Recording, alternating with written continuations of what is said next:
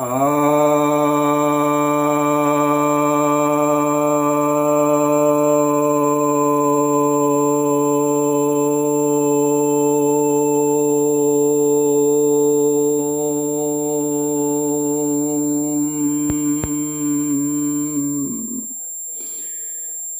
भक्तजनों को सप्रेम नमन।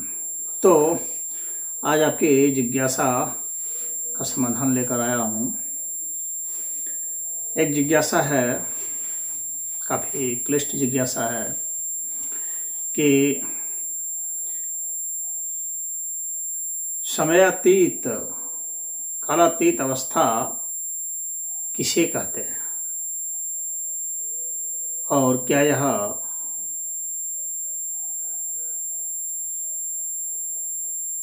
वैज्ञानिक रूप से प्रमाणित है।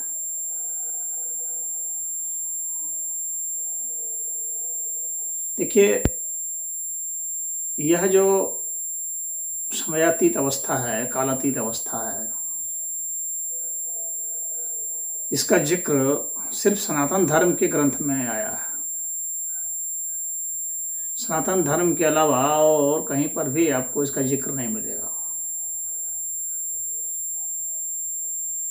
कालातीत हो जाना यानी काल से परे हो जाना।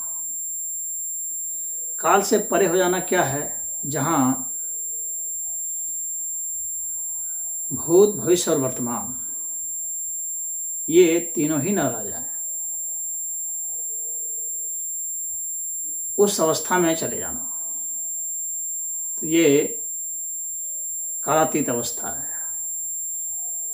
इन तीनों से बाहर छलांग लगा देना, जिसमें कि ये तीनों ही एक तरह से तो हों लेकिन सूक्ष्म रूप से मौजूद हों उसमें। तो ये है काल तत्व में समा जाता है। काल तत्व का वैशेषिक दर्शन में वर्णन है। सनातन धर्म के ग्रंथों में समय को लांघने की बात है और इस संसार को समय के ही संदर्भ में कहा गया है। हम जानते हैं कि समय की उत्पत्ति उस समय से ही होती है जब से इस ब्रह्मांड की रचना की बात चलती है। लेकिन सनातन धर्म का शास्त्र कहता है कि काल तो मौजूद था उस अवस्था में भी, जब उसे कालातीत कहते हैं। तो वास्तव में जो काल तत्व है वह कालातीत तत्व हो चुका था। वह कालातीत तत्व उसकी प्रेरणा से, या कह सकते हैं साधारण अर्थ में कि काल की प्रेरणा से ही इस सृष्टि का उद्भव हुआ। और फिर जितने भी तत्व बने वे सब, चाहे आपके इलेक्ट्रॉन बने, चाहे फोटोन बने, चाहे होलोन बने, या जो भी आप तत्व विज्ञान की दृष्टि से कहते हैं वे बने, चाहे हिग्स बोसोन की बात कर लें, तो वे सब सारे जो है ये काल के प्रभाव से उत्पन्न हुए हैं। तो उसको कालातीत तो कहा जाएगा इसलिए क्योंकि विज्ञान यह मानता है, और इस यहाँ पर सनातन धर्म भी राजी होता है कि एक ऐसा समय था जिस समय कि द्रव्यमान जो है वह शून्य जैसा हो चुका था और आयतन जो है वह भी शून्य जैसा, स्पेस भी शून्य जैसा हो चुका था। ये मानते हैं, इसको कहते हैं सिंगुलरिटी कहते हैं। हालांकि सनातन धर्म कहता है कि यहाँ शून्य जैसा नहीं होता है, बल्कि वह इतना सूक्ष्म हो जाता है कि उसे हम माप नहीं सकते, मेजरमेंट नहीं कर सकते, वह अव्यक्त हो जाता है, वह हमारे मापन की क्षमता से बाहर हो जाता है। इसलिए उसको सनातन धर्म अव्यक्त कहता है और विज्ञान उसे शून्य कह रहा है। लेकिन सनातन धर्म यह मानता है कि शून्य जैसी अवस्था ऐसी कुछ नहीं थी, उसकी मौजूदगी थी ही थी। यानी कोई चीज़ जो है, सनातन धर्म यह मानता है कि वह शून्य नहीं हो सकता। तो यदि समय है तो समय को शून्य नहीं किया जा सकता है, वह अव्यक्त स्थिति हो जाती है उसकी। और वह अव्यक्त स्थिति जो होती है जो कि बाहर से आप टाइम का मेजरमेंट नहीं कर सकते हैं, क्योंकि भिन्न तत्व नहीं रह गए हैं, तो आप टाइम का मेजरमेंट कैसे करेंगे? किसके सापेक्ष में आप समय की गणना करेंगे? तो समय की गणना आप नहीं कर सकते हैं। इस कारण से समय जो है सूक्ष्म होकर के अव्यक्त हो गया है, वह कालातीत हो चुका है। अब किसी चीज से कोई चीज कैसे उत्पन्न होती है? जब वहां कोई चीज नहीं थी, अव्यक्त स्थिति अर्थात वहां कोई चीज नहीं थी, ऐसा ये मानते हैं। हालांकि चीज तो थी, लेकिन वह अव्यक्त थी। अव्यक्त थी का मतलब क्या हो गया कि वह नेगेटिव अर्थ में चली गई थी। वह इतनी सूक्ष्म हो गई कि आप उसे माप नहीं सकते हैं, तो वह नेगेटिव स्थिति में चली गई, आप मान लीजिए। तो वह जो द्रव्यमान है, वह आपका द्रव्यमान अव्यक्त हो गया, अर्थात आपके लिहाज से जो शून्य है, उस शून्य से वो आगे चला गया। और अभी भी ऐसा नहीं है कि उसी समय चला गया था, अभी भी शून्य द्रव्यमान से नीचे यानी नकारात्मक नेगेटिव मास अभी भी मौजूद है, हर समय मौजूद है इस प्रकृति में। उसी तरह से नेगेटिव टाइम भी मौजूद है, उसी तरह से नेगेटिव एनर्जी भी मौजूद है और हर समय मौजूद है। टोटल जो है, आप नेट अगर आप देखेंगे तो नेट तो इसका जीरो हो जाएगा। पॉजिटिव मास और नेगेटिव मास मिला के जीरो हो जाएगा, पॉजिटिव एनर्जी नेगेटिव एनर्जी मिला के जीरो हो जाएगा, पॉजिटिव टाइम और नेगेटिव टाइम मिला के जीरो हो जाएगा। तो वह जो नेगेटिव टाइम है वह मौजूद था। वह जो नेगेटिव टाइम है उसी को हम लोग समयातीत कहते हैं, कालातीत कहते हैं। जो अव्यक्त समय है वह अव्यक्त समय है, इसको नेगेटिव टाइम मान लीजिए आप। क्योंकि हम पॉजिटिव टाइम कहाँ से मानेंगे? जहाँ से हम समय को माप सकते हैं। जहाँ कई चीज़ें हो गई हैं तो किसी के रेस्पेक्ट में हम समय को आंक सकते हैं, तो वह जो है वह सकारात्मक समय हो गया। तो वह जो सकारात्मक समय है उसी को पॉजिटिव टाइम कह लीजिए। लेकिन जहाँ से हम नहीं माप सकते हैं, क्यों नहीं माप सकते हैं? क्योंकि वहाँ पर कोई चीज़ रह गई नहीं, क्योंकि वह अव्यक्त हो गई, तो वह डिटेक्शन के ही बाहर हो गई। और डिटेक्शन के बाहर हो गई सारी चीज़ें, मापने वाला भी नहीं रह गया, कोई व्यक्ति मापने वाला भी नहीं रह गया, कोई चीज़ नहीं रह गई जो मापे। तो वैसी स्थिति में जो समय है वह नेगेटिव आप मान लीजिए उसको, तो उसी को कालातीत आप कह सकते हैं। काल से वह परे हो गया, वहाँ भूत भविष्य और वर्तमान कुछ भी नहीं रहा। जब व्यक्ति समाधि अवस्था में उतरता है तो ठीक ऐसी ही घटना शुरू होती है। वह धीरे धीरे धीरे धीरे वहाँ पर, क्योंकि हम लोग मापते किससे हैं? पहले यह समझिए, जो प्रमाण की बात आपने पूछी है, माना है कि प्रमाण क्या होगा, पहले समझिए हम समय को कैसे माप लेंगे। समय को हमारा माइंड ही तो आंकता है। यदि हमारा माइंड बेहोश है तो क्या समय को माप सकता है? नहीं माप सकता है। बेहोशी अवस्था में उस व्यक्ति के लिए क्या टाइम है? कुछ नहीं, उसे तो कुछ होश ही नहीं।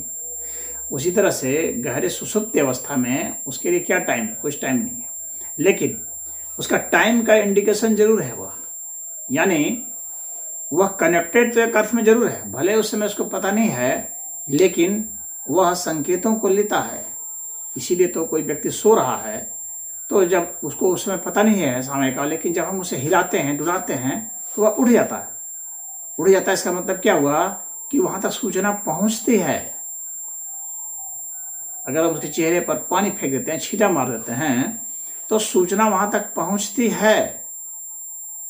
कुछ न कुछ ऐसा घट जाता है जिसके कारण वह व्यक्ति उठता है और सूचना पहुंच जाती है। एकाएक कुछ हो, जैसे उसको चूटी काट लिया गया, किसी को लाइट दिखला दिया जाता है चेहरे पर, तो व्यक्ति उठ जाता है। इसका मतलब है कि सूचना पहुंचती है, लेकिन जब सूचना समानतः नहीं पहुंचाया जा रहा है, यानी जब आप चेहरे पर छींटा नहीं मार रहे हैं या बहुत तेज आवाज़ इतनी नहीं कर रहे हैं कि वो डिस्टर्ब हो जाता है, उसके कारण उठ जाता है वह, यानी वहाँ तक सूचना सामान्य स्थिति में वहाँ नहीं पहुँचती है, तो वह व्यक्ति भी वहाँ पर कालातीत अवस्था में मौजूद है।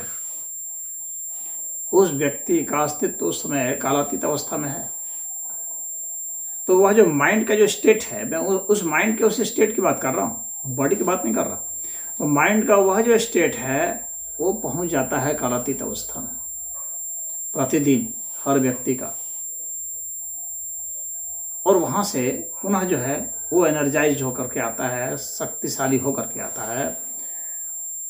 तो जो नेगेटिव एनर्जी है उससे वह क्रिएट होकर के आता है, एनर्जाइज होकर के आता है, मतलब नेगेटिव एनर्जी को लेकर के आता है वह, जिसके कारण वह नई चीज़ों की रचना कर पाता है और पॉजिटिव एनर्जी वो बिखेर पाता है।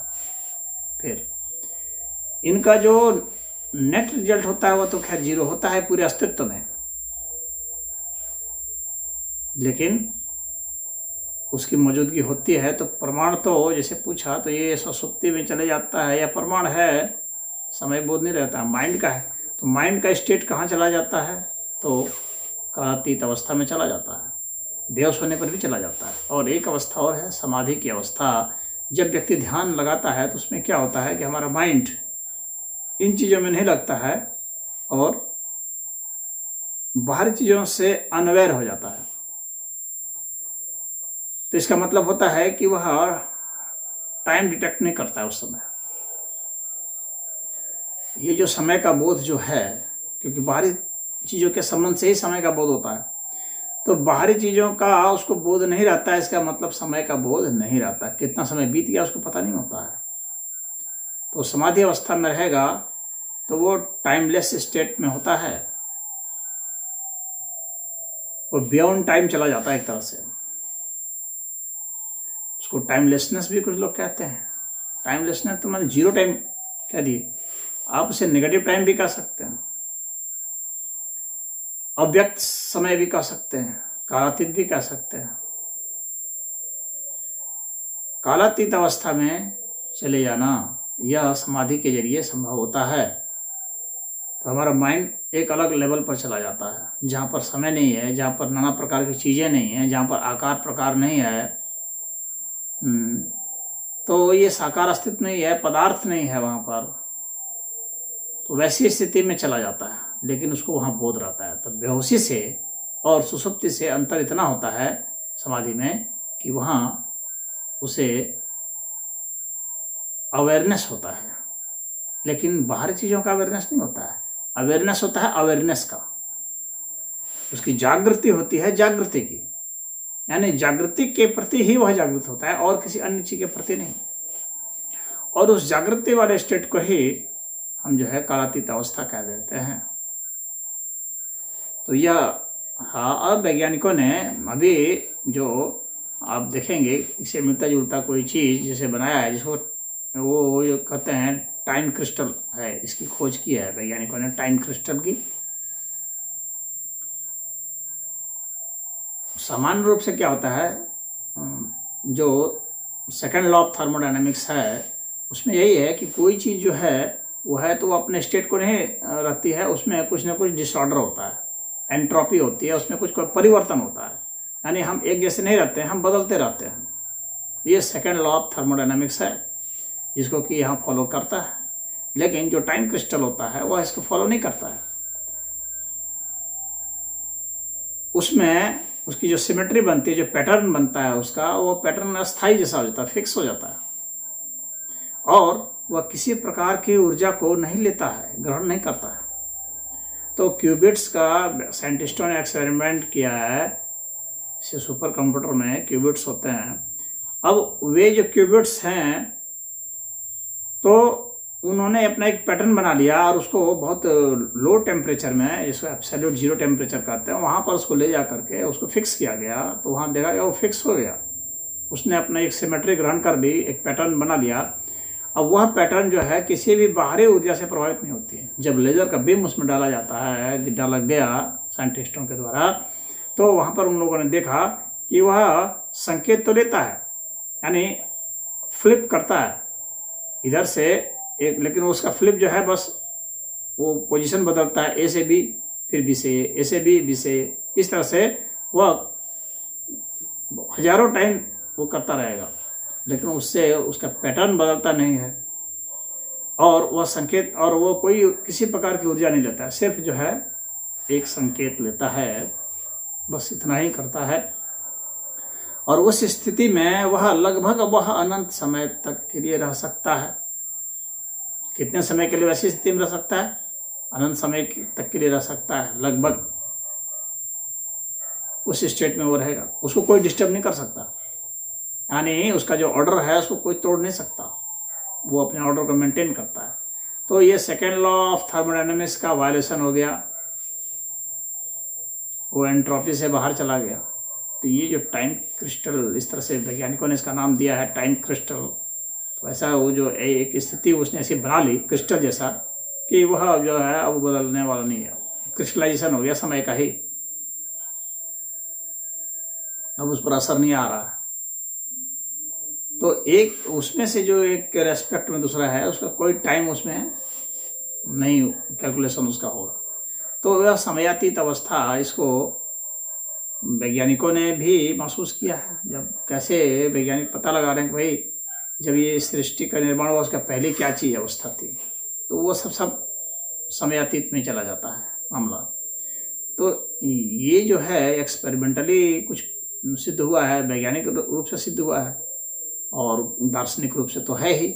और जो साधक हैं, जो स्पिरिचुअल पर्सनालिटी रहे हैं अब तक के, जो भी साधना करेगा उस गहराई तक उतरता है, तो वहाँ पर वो कालातीत अवस्था को महसूस कर लेता है।